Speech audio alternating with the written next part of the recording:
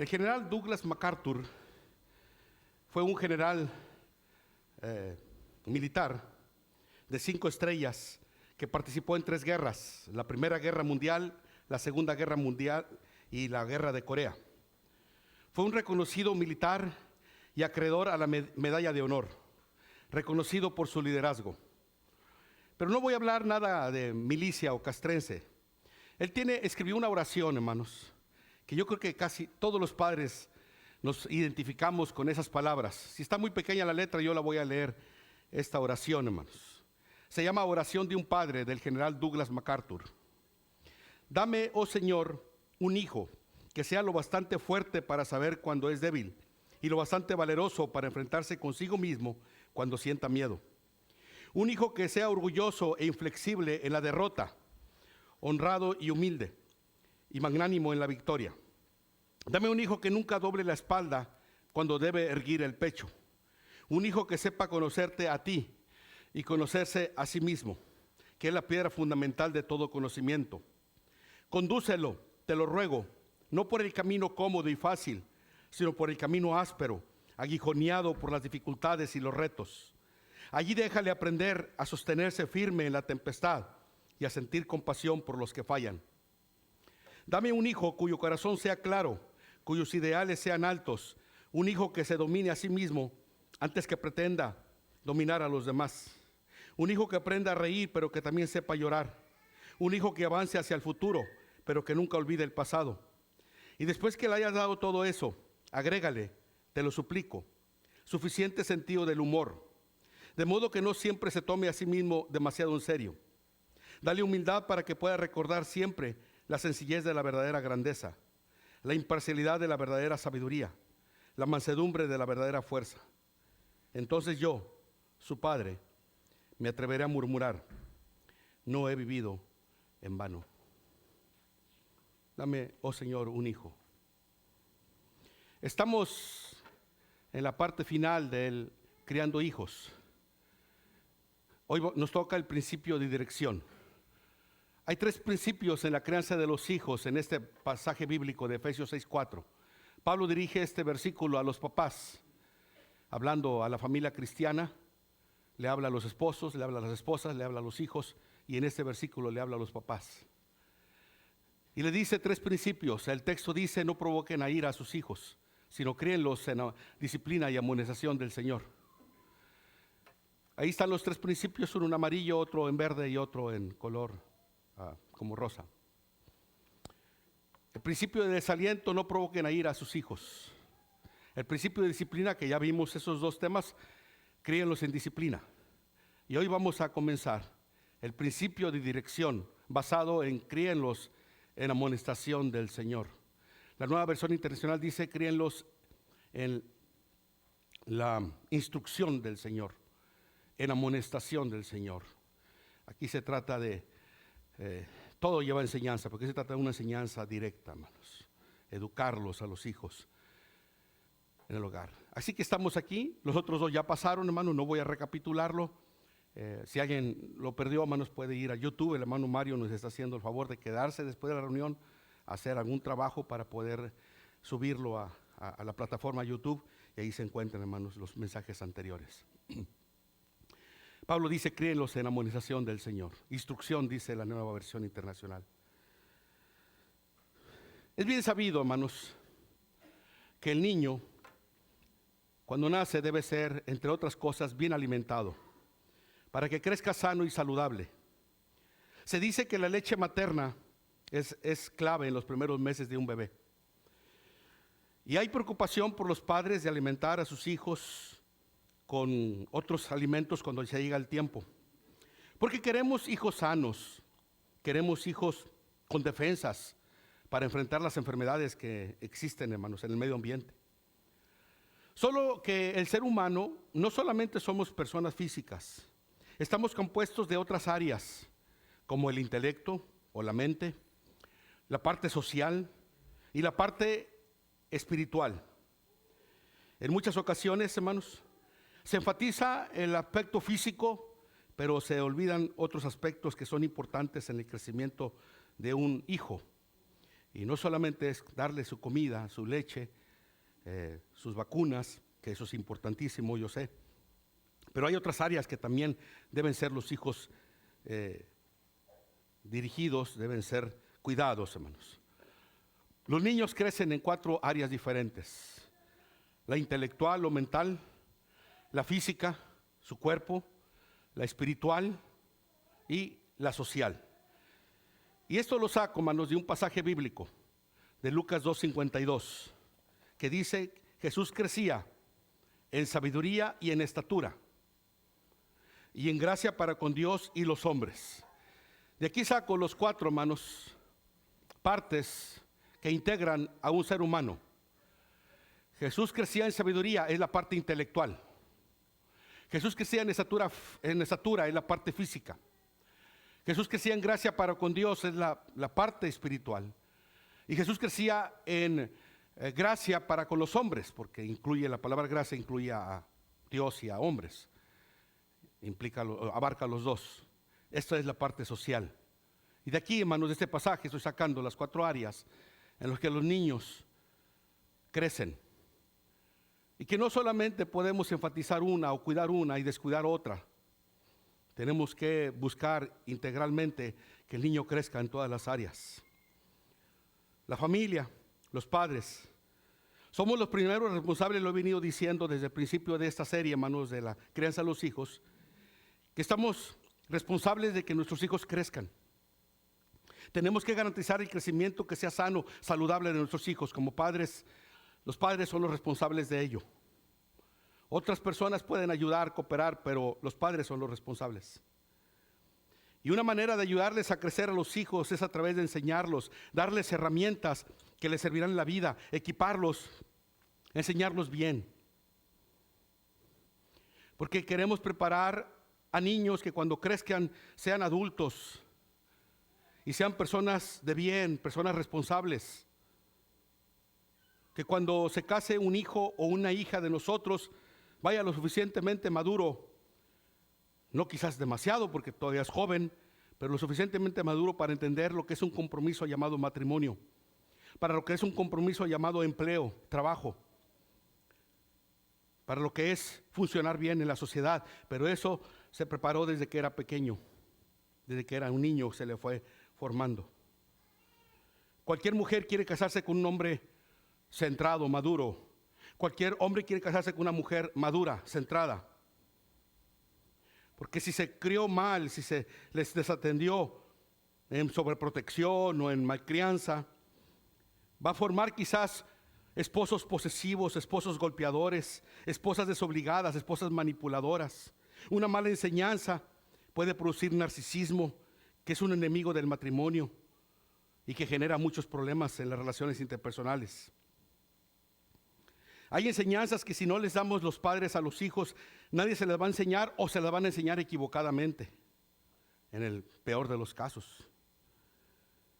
Los padres, antes que la escuela, antes que la iglesia, antes que los familiares, antes que las amistades, antes que el coach o entrenador de fútbol, antes que el vecino, los padres tenemos esa alta responsabilidad, privilegio de educar a nuestros hijos y de prepararlos para la vida.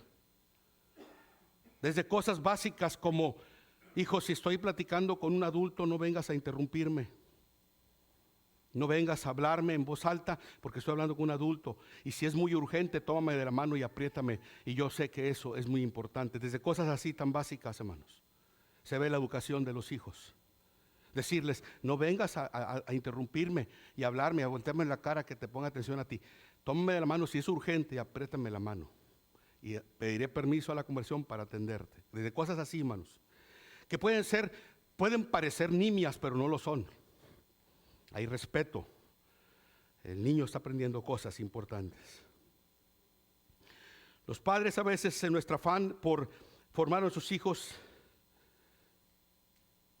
y usamos una mala interpretación o una mala educación a nuestros hijos pensando que es lo correcto.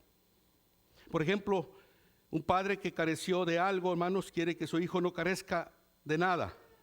Reaccionamos en el sentido opuesto, hermanos. Puesto que a mí mi papá me pegaba mucho, yo a mi hijo no lo toca con el pétalo de una rosa. La Biblia habla de una vara.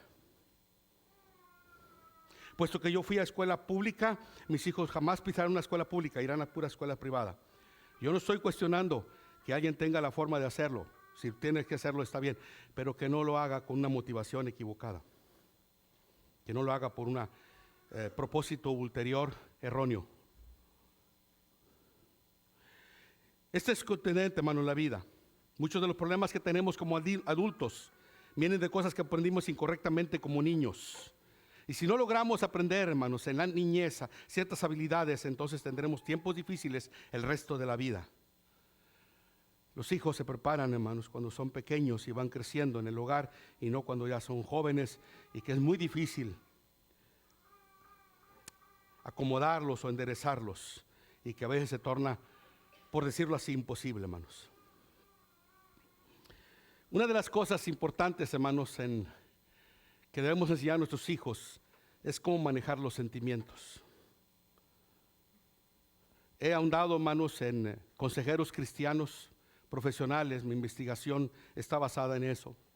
La Biblia habla de esto, hermanos, y yo complemento, tengo textos bíblicos, pero complemento con aportaciones de consejeros profesionales que han dejado muchos escritos, hermanos, sobre los temas que estoy tratando. Los sentimientos son parte de nuestra personalidad. Y es importante, hermanos, que los hijos aprendan cómo manejar sentimientos. Por ejemplo, ¿qué hacer, hijo, cuando alguien te ofende? ¿Qué hacer cuando alguien te rechaza? ¿Cómo manejar esos sentimientos que vienen, que son sentimientos negativos? O ¿cómo manejar los sentimientos positivos, como qué hacer cuando me elogian, cuando me dan cumplidos, cuando me felicitan? Es importante, hermanos, esas áreas, tanto la una como la otra. ¿Qué dice? Enseñarle a los hijos, entre otras cosas, yo sé que no cae en el sentimiento, pero tiene que ver con actitudes. ¿Qué se dice cuando te regalan algo? ¿O cómo reaccionar cuando te insultan en la escuela? ¿Qué hacer cuando te robaron? ¿Qué hacer cuando te tratan con injusticia? Los padres sabios van a ayudar a sus hijos a estas cosas en sus sentimientos. Primero, hermanos, es importante ayudarles a reconocer sus sentimientos, que son humanos, y que como humanos tenemos sentimientos positivos y negativos, que algunos nos levantan el ánimo y algunos nos apachurran, que tenemos que aprender que en esta vida algún maestro nos va a apachurrar nuestro estado de ánimo, algún compañero de escuela. O también que habrá personas, familiares, quizás vecinos bien intencionados, que quieran levantarnos. Reconocer los sentimientos, nombrar los sentimientos, es otra cosa importante de enseñar a los hijos en casa. Enseñar a los hijos a poner la etiqueta correcta con un plumón de qué es envidia. Eso que estás teniendo, hijo, se llama envidia. Enseñarles lo que es el enojo, la cólera. Eso se llama ira, hijo. Enseñarle los celos. Que está un juguete tirado y no le hace caso, llega el primo, lo agarra y va y se lo arrebata. Eso se llama egoísmo, se llama celos. Hijo, y esto es así y esto tienes que actuar así. Pero ese es el nombre que tiene. Sentimientos de violencia, de egoísmo, de enamoramiento. Cuando surge el líbido en el ser humano. La generosidad, la mezquindad, la compasión, la tolerancia. También, en tercer lugar, los padres debemos ayudar a nuestros hijos a confesar sus sentimientos, a no reprimirlos. Ahorita voy a hablar un poquito más sobre esto. A no reprimirlos. Confiésalo. Dilo. No aparentes algo que no es. Identificar los sentimientos. Quiere decir esto, hermanos, que es muy parecido a nombrar, pero aquí, hermanos, identificar los sentimientos es algo muy difícil. No es entender envidia, es entender que tú tienes la envidia, hijo, y que eso te va a causar problemas en la vida, en tu matrimonio, en tu trabajo. en tu equipo de fútbol. Identifícalo, ya conoces, tiene nombre los sentimientos, ahora identifica los que tú tienes, hijo. A expresar los sentimientos correcta y no incorrectamente. Porque muchas veces los hijos tienden por naturaleza a expresar, a expresar su sentimiento haciéndose la víctima. Perdón. Se hace la víctima. Y muchas veces papá y mamá pican el anzuelo cuando no platica lo que él hizo. ¿Cómo no reprimirlos? Lo que dije ahorita, expresarlos, hermanos. Cuando suprimimos nuestras emociones, nuestros sentimientos, es como querer retener el estornudo. Se siente una molestia interna. ¿Han visto ustedes la situación de que quieren reír en un momento inadecuado, hermanos? Que se quieren soltar una sonrisa, una carcajada, cuando no es el momento. Qué incómodo es. En un funeral donde todo está muy serio, hermanos, si alguien se quiere reír por algo que no tiene que ver con burlarse del funeral, sino de algo que se acordó. Cuando una persona se apasiona en el fútbol, mi hermano César no se apasiona, pero quiere gritar. Yo veo cuando pasan en internet y TikTok cuando metió el gol el equipo de una persona y están así todos viendo la pantalla hipnotizados. Y luego meten el gol, hermano. ¿Sí han visto las expresiones? Le voy a tomar video al hermano César y se lo voy a pasar un día, hermanos, aquí. Con la camisa de Pumas, dice Daniel. ¿Han visto alguna película triste, romántica, hermanos, o de drama y que le dan ganas de llorar? Pero le dijeron que los hombres no lloran.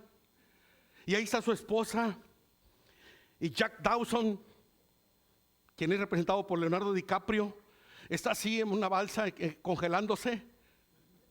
Y Rose DeWitt, que es Kate Winslet en la vida real, está enamorada. ¿Cómo se llama esa canción, hermanos, los que oyen música pagana? ¿Cómo se llama? I Will Love You, o ¿cómo se llama? O Mi Corazón Irá Contigo, no me acuerdo cómo se llama. Hay paganos aquí, hermanos, que me pueden decir cómo se llama. Oyéndonos a Región 4, Pepe el Toro, cuando se le quema el niño, que es un muñeco de esos que vendían antes en Julio Cepeda, y que está torito, torito, y que queremos llorar, pero nos mordemos la lengua, hermano, porque los hombres no lloramos, y menos si está mi esposa ahí viéndome. O va un novio con la novia a ver Titanic y se aguanta de llorar porque hay que reprimir los sentimientos. Las impresiones necesitan expresiones. ¿Cómo tratarlos, hermanos? De acuerdo con lo que sentimos. Los hijos deben aprender en la casa esto, hermanos. ¿Cómo tratarlos de acuerdo con lo que sentimos, estas emociones? Cuando no se hace duelo, no se sana. Si no haces duelo, reprimes. Si lo suprimes, si no lloras, te dañas. Las cosas malas que te ocurren no son tu elección. El duelo sí es tu elección. Y es una elección saludable, en el caso de tristeza. Cuando escoges dejarlo salir, debes escoger sentir las emociones tristes. Pero no nos gusta sentirnos tristes. Pero no todo lo que es útil se siente bien. Hay cosas que no se sienten bien y son muy útiles para nosotros. No todo lo que es saludable se siente bien.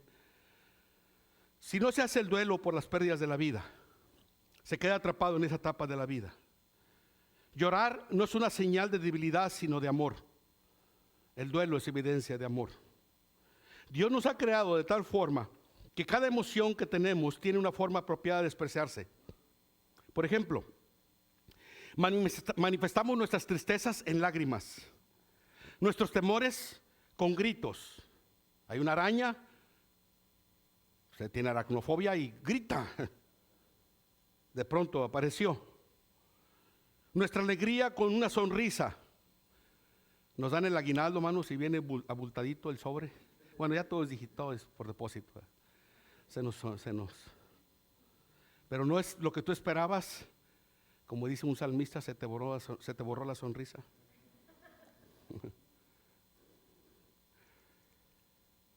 Nuestra gratitud Debe ser expresado con dar.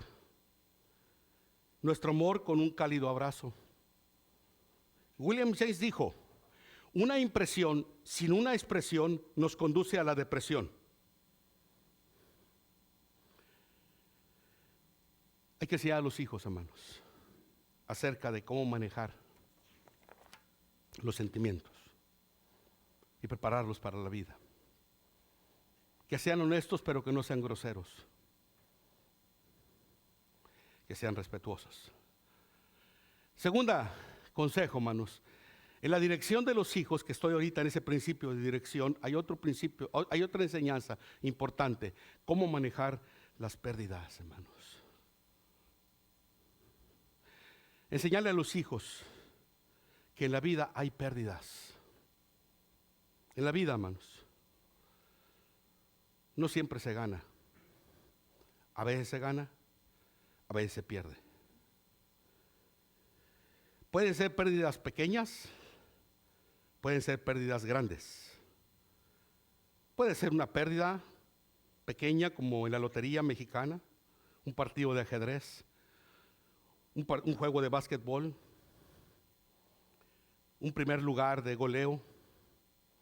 Puede ser pérdidas un poquito más serias como perder un empleo, una oportunidad de comprar algo a buen precio, perder un noviazgo, perder el matrimonio y hasta perder a un ser querido por la muerte, perder una mascota.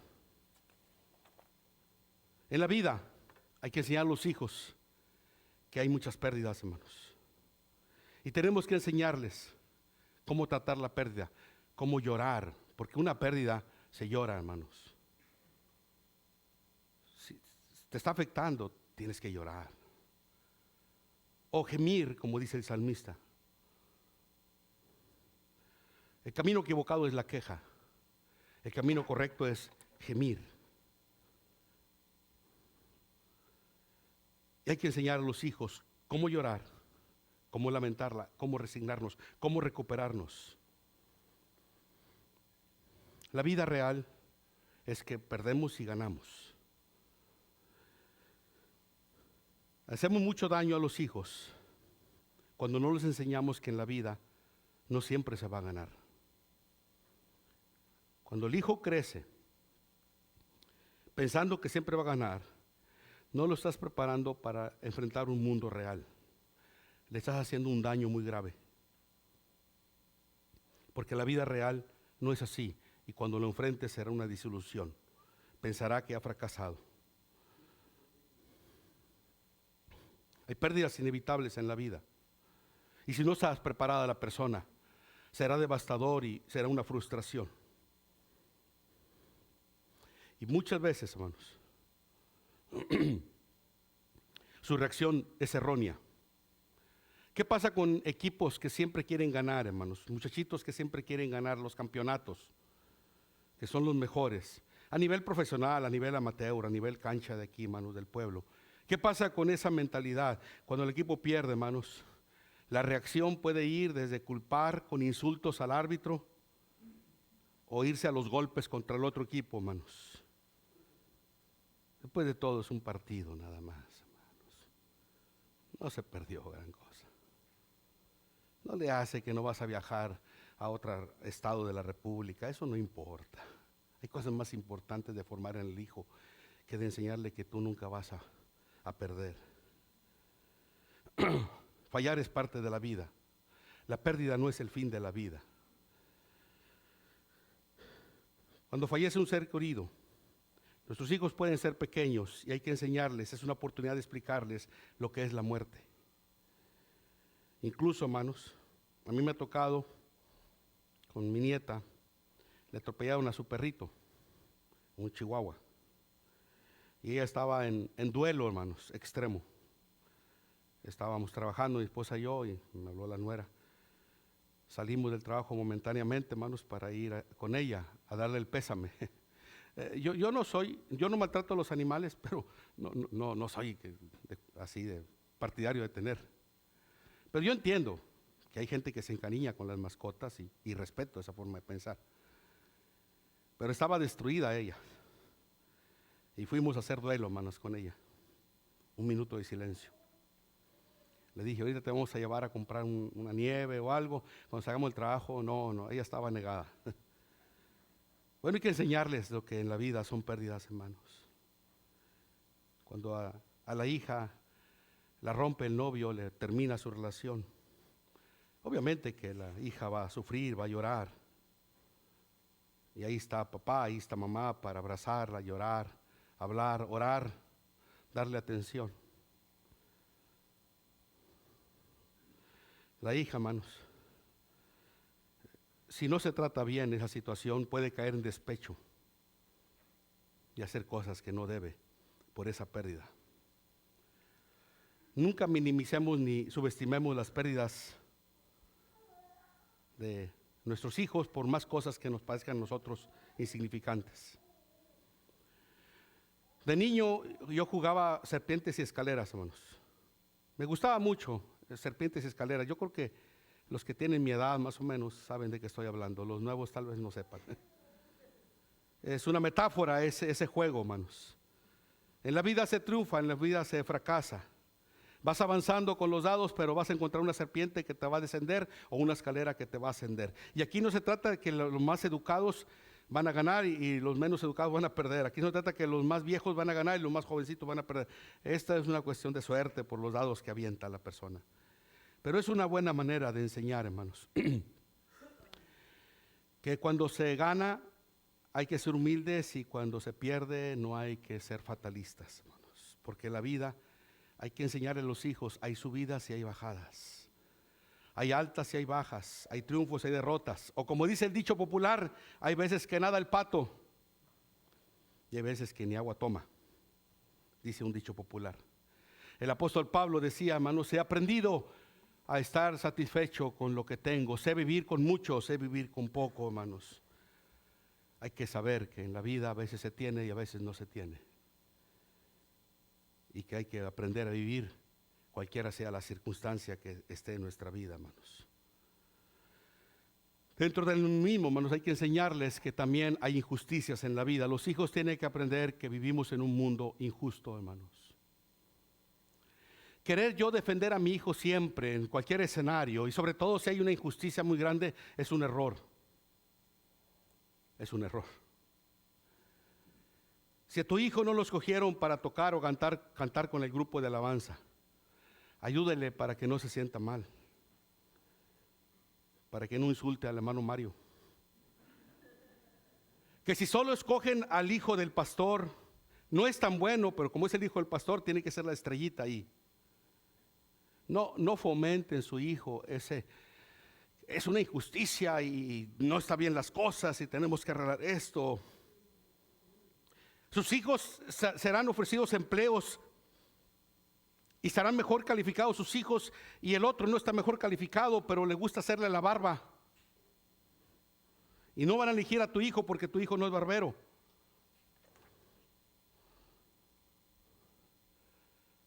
Una vez, hace muchos años, hermanos, yo estaba en el comité de organización de Chamacuero. Una abuela llevó una queja. Parecía, hermanos, que habían matado a un campero. ¿Cuál era la queja? Estaba bien enojada y echó pleito. Que su nieta, según el criterio de ella, y que muchos campamentos decían lo mismo, muchos camperos, merecía el primer lugar de no sé qué, pero se lo dieron a otro niño. Y ella estaba ahí para defender a su nieta y para que su nieta tuviera justicia, porque las injusticias no son para... Le estás haciendo daño a tu nieta.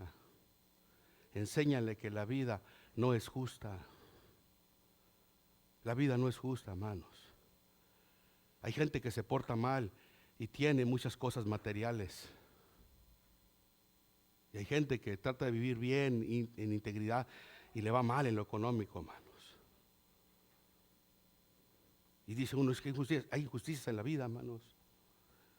Y nuestros hijos tienen que estar preparados para ello. No que fomenten un mundo injusto, pero que van a enfrentar un mundo injusto. No los defienda de eso. Les está haciendo daño a los chamacos. La resiliencia también, hermanos, dentro de este tema que estoy tratando. Cómo manejar las pérdidas. Dice un texto bíblico. Los justos podrán tropezar 7 veces, pero volverán a levantarse. Esto se llama resiliencia, hermanos. Es la capacidad de recuperarse. Es cuando uno es noqueado, hermanos, como el box. Le dan un golpe fuerte, cae el boxeador, pero tiene la capacidad de recuperarse, de levantarse y de seguir en la pelea en buenas condiciones. Eso es resiliencia. En la vida es muy importante la resiliencia, hermanos. Y los niños tienen que ser enseñados que la resiliencia les va a ayudar mucho a salir adelante en la vida, hermanos. Es la capacidad de recuperación, la capacidad de recuperarse de golpes que la vida inflige. Nadie va a quedar ileso, hermanos, de esta vida, inmune al dolor. Nadie. Todos tenemos golpes en la vida, tenemos caídas en la vida, tenemos pérdidas en la vida. Y la resiliencia nos ayuda a recuperarnos, hermanos. Y los niños deben ser enseñados y debemos aprender que la tragedia, número 1, la tragedia no es mi culpa. 2, la tragedia no es mi identidad. No me voy a quedar fracasado. 3, la tragedia no es mi futuro. No me voy a quedar estancado ahí. Enseñar al hijo, fracasaste en ese, hijo, pero no ha terminado la vida, levántate. Esto se enseña en la casa, hermanos. Muchos niños ya no intentan algo porque fallaron la primera vez. Intentaron música, no pudieron y se dieron por vencidos. Hay que enseñarles que no se den por vencidos tan fácilmente, de intentarlo cuantas veces sea posible. Los líderes del mundo, los CEO, los jefes ejecutivos de las empresas grandes que dirigen empresas, son personas que tienen un alto nivel de resiliencia. Los futbolistas que más se destacan a nivel mundial son personas con mucha capacidad de resiliencia. ¿Cuántas patadas no le han dado a Messi, hermanos? ¿Cuánta sangre no le han hecho salir en las jugadas? ¿Cuántos pastores, hermanos, no han dejado el ministerio porque no tuvieron capacidad de resiliencia?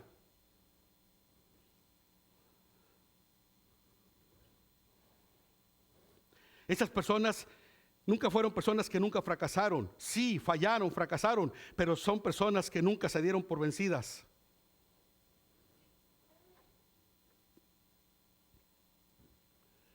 Entre más se te ataca, más caes, levántate, dice el texto. Los justos podrán tropezar 7 veces, pero volverán a levantarse. Fallar no es el final, sino que es una oportunidad. El fracaso es universal.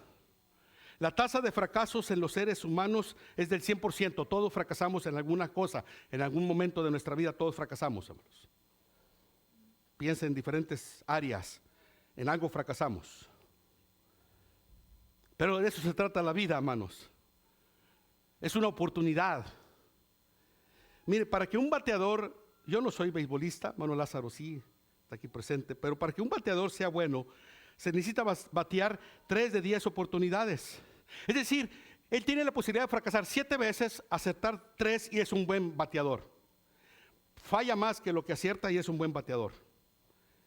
Baby Ruth, por ejemplo, uno de los beisbolistas más famosos que ha existido en la historia del béisbol, él conectó 714 home runs en su vida, pero para llegar ahí tuvo que ser ponchado 1,336 veces. Y es de los mejores o el mejor beisbolista de home runs, hermanos.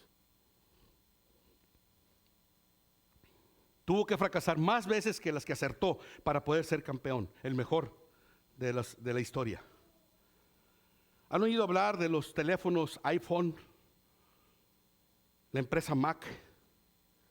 Steve Jobs era el genio de Mac, la compañía Apple.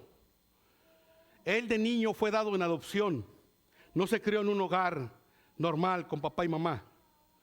Cuando era niño tenía que buscar botellas de vidrio en los botes de basura para venderlos y para poder comprar un lonche, un taco como decimos.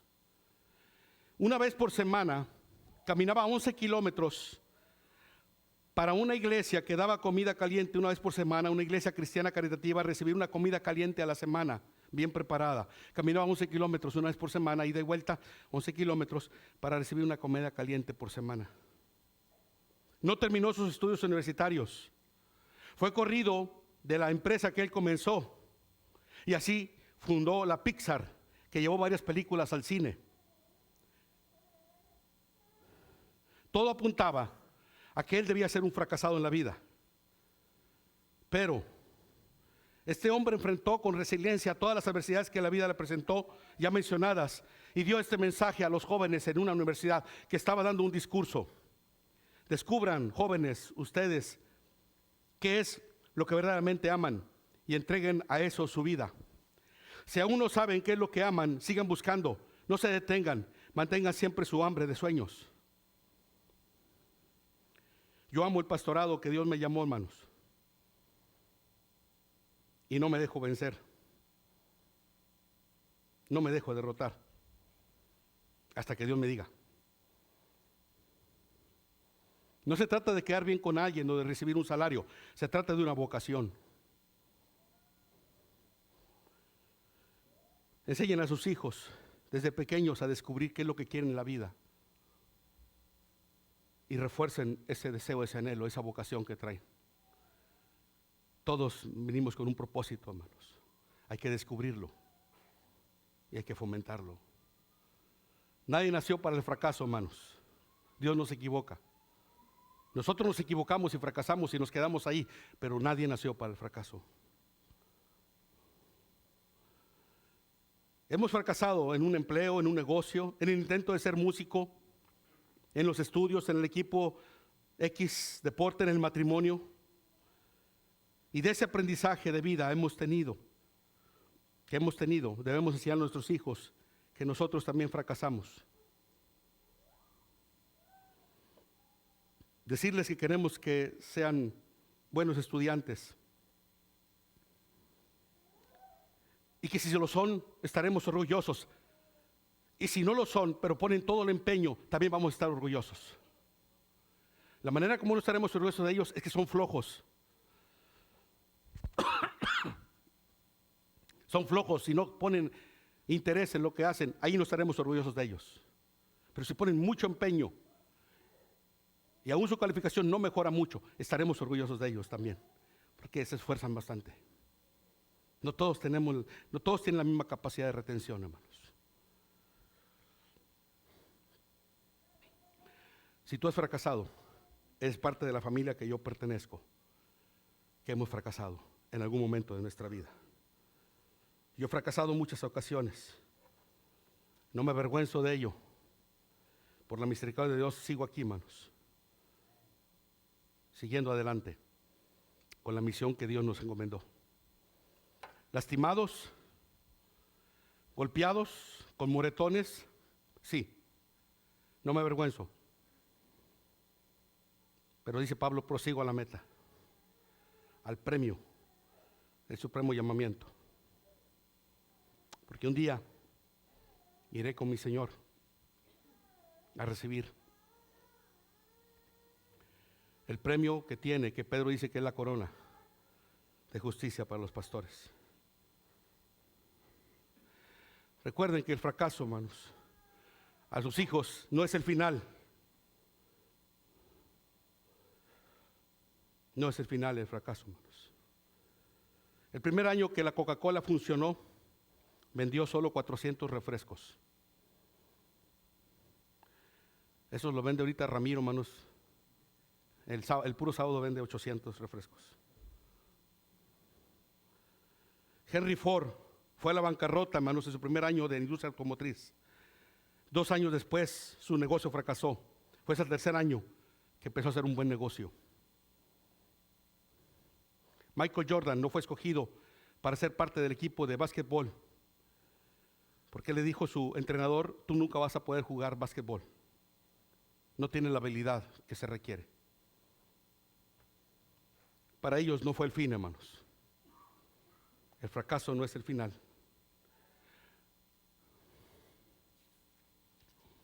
Siete veces me caigo, me levanto. Recuerde que hay beneficios en los fracasos, hermanos. No me dieron la visa que yo quería. El mundo se me acabó. No, no se acaba el mundo por una visa, hermanos. No perdimos nuestra esencia.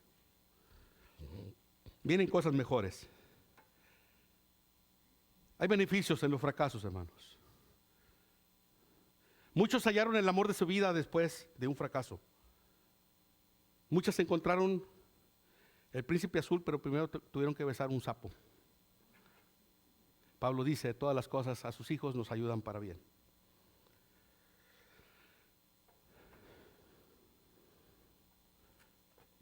Voy a pedir al hermano que ponga la música, hermanos. Voy a continuar la otra semana. Yo quería empezar a vestirme de Santo Claus y predicar de Navidad, pero el próximo domingo no, hasta en 15 días sí voy a predicar. Vestido de Grinch, sí, voy a hablar de Herodes o Santo Claus.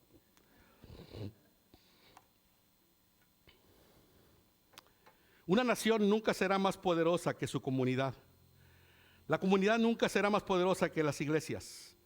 Las iglesias nunca serán más fuertes que las familias. La familia es el núcleo y la estructura de la sociedad. Si la familia está mal, la sociedad va mal, hermanos. Porque es en la casa donde se preparan los ciudadanos, hermanos. Es una alta responsabilidad traer hijos a este mundo, hermanos. No hay que abandonarlos, hermanos. No hay que dejarlos a un lado con tal de estrenar un iPhone esta Navidad. Los hijos son más importantes que cualquier regalo material.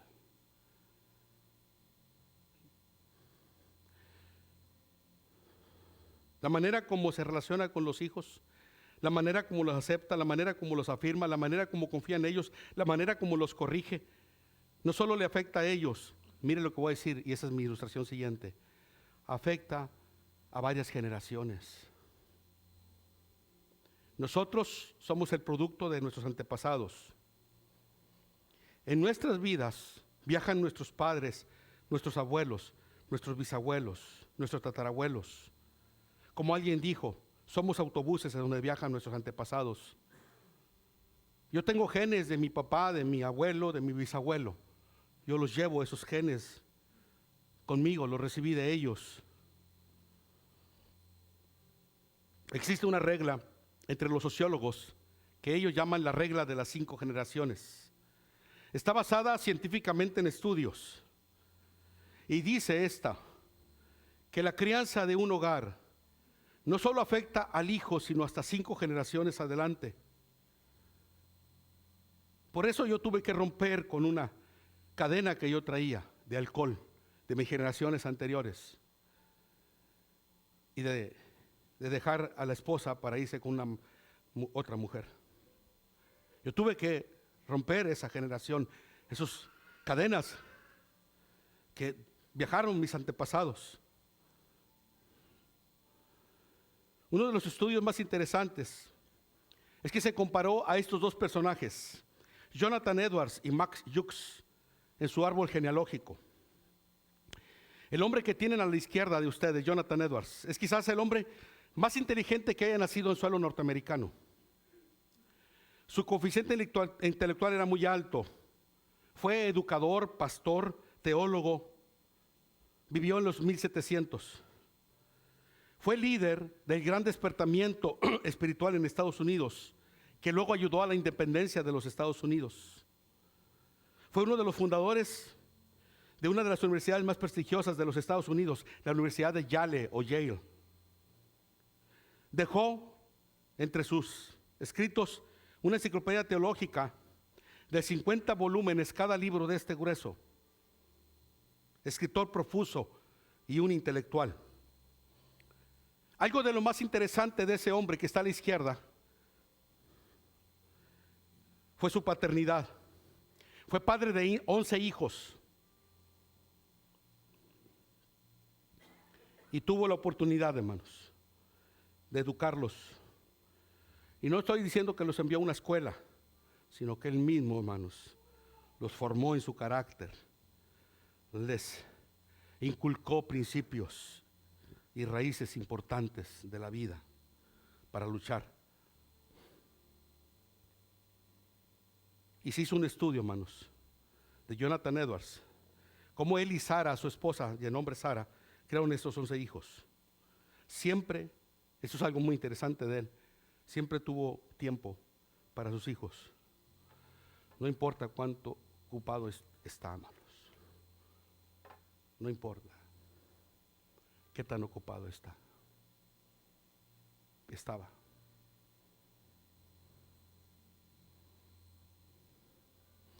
Este estudio, hermanos, compara a Max Duke, que vivía en Nueva York en la misma época de Jonathan Edwards. No era cristiano, era un hombre áspero, alcohólico, irascible. Y se hizo un estudio, hermanos, de sus descendientes. Y el estudio arrojó estos datos. Jonathan Edwards, hermanos. 65 de sus descendientes, después de 5 generaciones, fueron profesores universitarios. 13 personas de su descendencia fueron presidentes de universidades. 30 fueron jueces. 100 fueron abogados. 60 autores de buenos libros. 62 médicos. 100 fueron pastores, misioneros y profesores de la Biblia, de sus descendientes. 75 fueron oficiales de la naval y de las Fuerzas Armadas. 3 fueron alcaldes, 3 fueron gobernadores, 3 fueron congresistas electos de Estados Unidos. 1 fue vicepresidente de los Estados Unidos. Y la familia de Edward no le costó un centavo al gobierno de los Estados Unidos. Max Hughes, ese fue el legado de él. Max Hughes, entre sus descendientes, 7 fueron asesinos, 60 fueron ladrones, 128 prostitutas, 280 indigentes que fueron presas de adicciones, 140 fueron enviados a prisión y estuvieron presos un promedio de 13 años, 100 fueron alcohólicos. De los 1,200 descendientes que tuvo, 300 murieron prematuramente, 67 contrajeron sífilis. Su familia le costó, en esa época de 1700, siglo XVIII, a los Estados Unidos $1,308,000 y no hizo ninguna contribución a la sociedad. Criar hijos es una inversión, hermanos, a corto, mediano y largo plazo.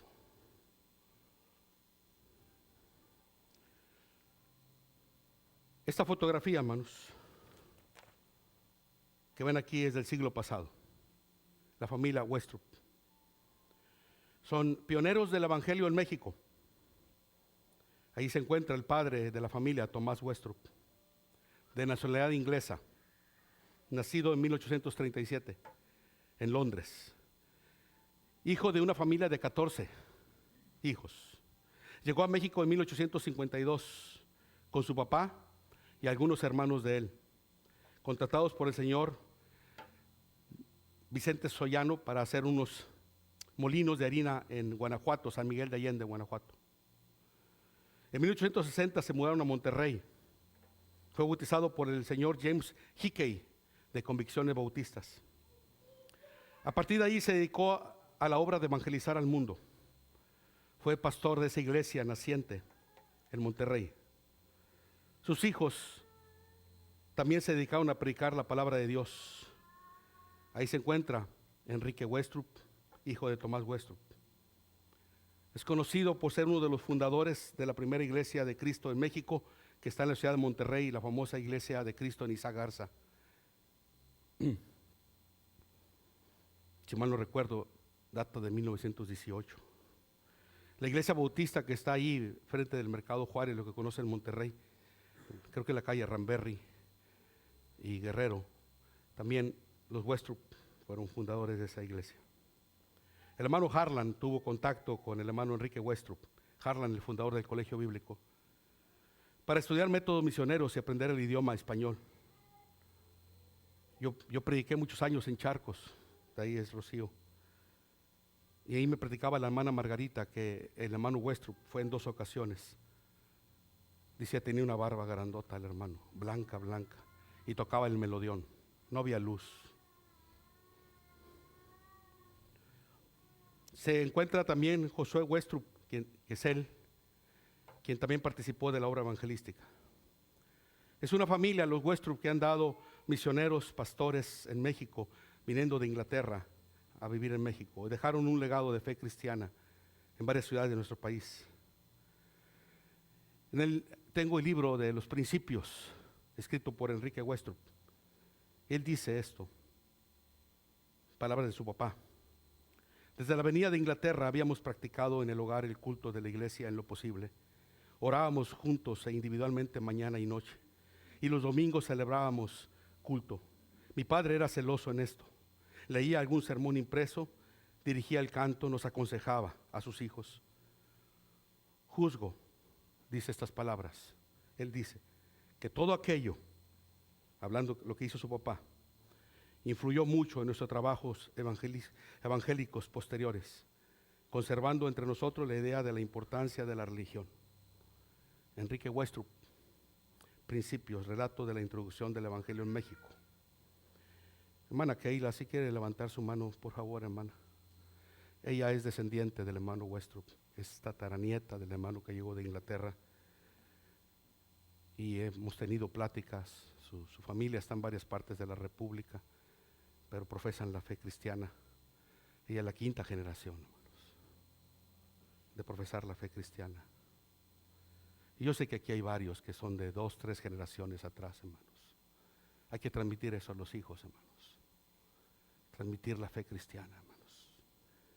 Gracias, hermana Keila, por permitirme dejar usar esta ilustración. Ella viene con sus hijos y su esposo a esta iglesia. Su bisabuelo era el hermano Josué, no me equivoco, hermano, Josué Westrup.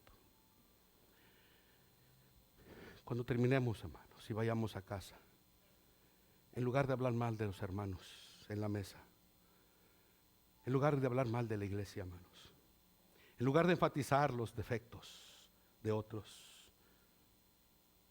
las injusticias, en lugar de afanarnos por update nuestro celular, mejorar nuestro celular, esforcémonos en los asuntos espirituales que trascienden el tiempo. Que nuestros hijos escuchen una conversación de sus papás donde honran a Jesucristo, hermanos, y aman la iglesia a pesar de todos sus errores. No le diga a sus hijos que la iglesia está mal. No le diga eso a sus hijos. Los va a dañar, los va a amargar. No estoy diciendo que cuente mentiras, tampoco, pero no enfatice eso. Enfatice lo positivo, hermanos. Si usted me regala, estoy profetizando que alguno lo va a hacer, tamales de frijol y de cabeza de puerco. Ese es mi favorito. Y me gusta más el de cabeza de puerco. Y el de frijol no tanto, porque se me parten los talones. No se crea. Voy a enfatizar cuando lo vea qué rico estaba el tamal de cabeza, encantador. Y los de frijoles, le voy a decir, de eso no estamos hablando. No. Abra la Biblia y lea con sus hijos la Biblia. Va a influir a generaciones. Y deje un buen legado a sus hijos y nietos y bisnietos, hermanos.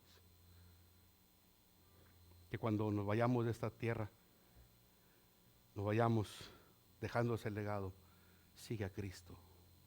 Es lo mejor. Sigue a Cristo. Hermanos, hoy lo quise hacer más cortito que la otra semana. Voy a continuar, hermanos, con lo último. Ya les dije que en 15 días me he visto de Santo Claus y predico de Navidad, hermanos. ¿Alguien quiere aceptar a Cristo esta mañana, hermanos? Levante su mano si alguien quiere recibir a Jesucristo en su corazón.